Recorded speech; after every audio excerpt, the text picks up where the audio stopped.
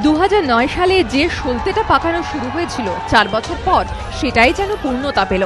2009 সালে লোকসভা নির্বাচন, তারপর 2011 বিধানসভা, 2013 পঞ্চায়েত আর এবার পুরো ভোট।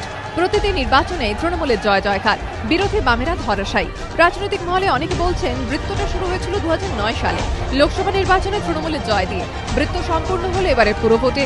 পঞ্চায়েত ভোটে গ্রামের মানুষ তৃণমূলকে ঢেলে ভোট দিয়েছে। পুরো ভোটে শহরের মানুষও বুঝিয়ে দিল তারা মমতা বন্দ্যোপাধ্যায়ের পাশে। দক্ষিণবঙ্গ চিরদিনে তৃণমূলের গড়, এবারে পুরো ভোটেও তাদের একচ্ছত্র আধিপত্য দেখা গিয়েছে। এরই মাঝে রাজনৈতিক পর্যবেক্ষকদের নজর ছিল ডায়মন্ড হারবার। এখান থেকে দক্ষিণ 24 পরগনা জেলা পরিষদের 4টি আসন রয়েছে। কয়েক মাস আগে পঞ্চায়েত ভোটের ফলে দেখা গিয়েছে ওই 4টি আসনের মধ্যে 3টিতে জিতেছিল সিপিএম, যদিও তার কোনো প্রভাবই পড়েনি পুরো ভোটে।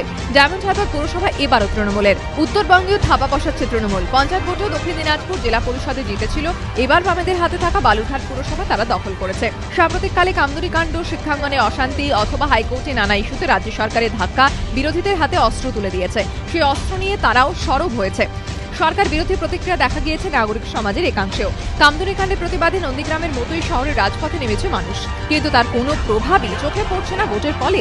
তাহলে কি মানুষ তৃণমূল বা রাজ্য সরকারের কাজকর্মে ক্ষুব্ধ হলেও ভোট দেওয়ার সময় এখনো সিপিএমের থেকে মুখ ফিরিয়ে রাখছেন? বামেরা কি এখনো তাদের সেই গ্রহণযোগ্যতা তৈরি করতে পারেনি, নাকি মহাকারণ যার হাতে থাকে তাদেরই পুরো পঞ্চায়েত ভোটে জেতানোর যে প্রবণতা বাম আমলে 34 বছরে দেখা গিয়েছে তাই এখনো চলছে? রাজনৈতিক মহলে উঠছে প্রশ্ন। এবিপি আনন্দ।